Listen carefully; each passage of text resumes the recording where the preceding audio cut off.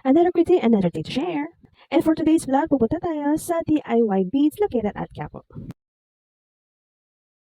So from Marquee Mall, sumakay kami ng Pasay. Pupunta sana kami ng Divisoria, however, wala tayo masakyan na avenida. Ang available lang po ay Pasay. I'm suggesting na kung pupunta rin din kayo sa Quiapo Church, magdao terminal na kayo, guys!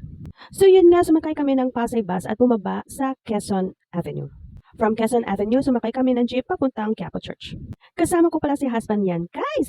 Alam niyo guys, parang yung nga hindi na kami sanay pumunta ng Manila. Na-stress kami sa nasakyan nating jeep. At napansin ko rin dito guys, kami lang naka-face mask ng husband ko. Kasi nga hindi na kami sanay sa mga usok at tapos mga pollution, yung dumi, yung baho ng paligid, ganun, kaya naka-face mask kami. Oh, baka naman sabihin niyo ang arte-arte ko, 'di ba guys? Yun nga, basta nag-face mask lang kami para maiwasan yung mga usok na malalanghap namin dito sa Manila. So medyo magulo ang kuha ng video ko rito guys kasi iniingatan ko rin yung cellphone ko baka makuha. So nandito na kami sa Quiapo Church kasi according to sa napanood kong TikTok ay ito ang pinaka-landmark na saan makikita ang DIY beads.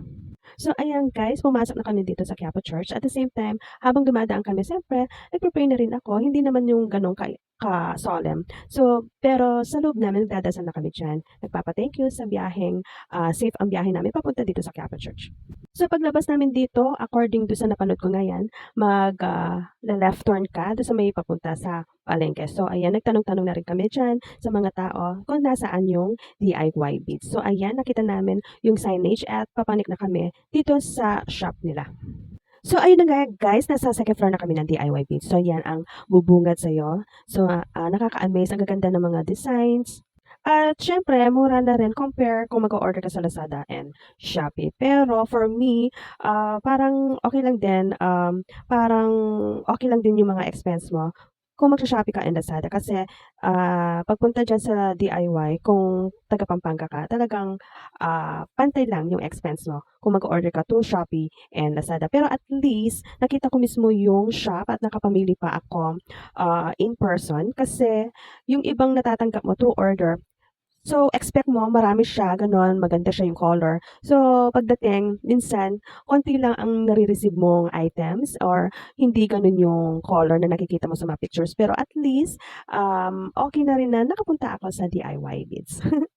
Pumunta na ako dito sa mismong store na to ng DIY Beads para makita ko rin yung mga iba't ibang variety ng mga beads so that yun ang i-offer ko sa aking nalalapit na event sa September.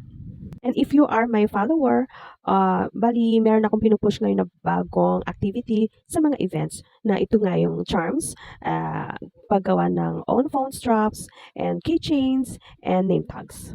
So una-una kong hinanap dito yung mga chunky letters. However, wala yung ibang letters. So siguro kukunin ko na lang yun sa Shopee or Lazada. So yung guys, nagtagal ako dito sa shop na ito for about 1.5 hour, 1 and 30 minutes siguro. Kasi ayaw ko na masyado magtagal dito sa Manila since hindi nga ako sanay magbiyahe. Kagad ako nahihilo. Or ayaw ko rin maabutan ng ulan since meron ng forecast na uulan. So bandang ground floor na ito ng DIY Beads. Yan. So nagbabayad na ako. Ayan, makikita niyo yung bill ko ang haba, guys. Tuyo na naman ang ulam ko nito, guys. Paglabas namin ng store, kumain na kami, bali breakfast and ano na yung lunch. So naghahanap kami ng fast food na pag saan kami kakain. So ang gusto sana namin is inasal kasi unlimited rice siya.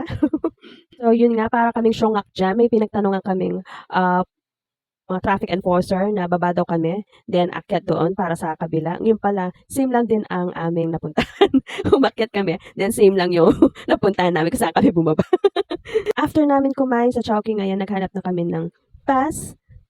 Lakad kami ng konti at sumakay kung saan mas malapit na bus station. Na-realize namin ang pinakamalapit pala na bus station sa Quiapo Church is 5-star or Philippine Rabbit. O diba, parang ang syuka kami, nangastres-stress kami doon sa gym na yun.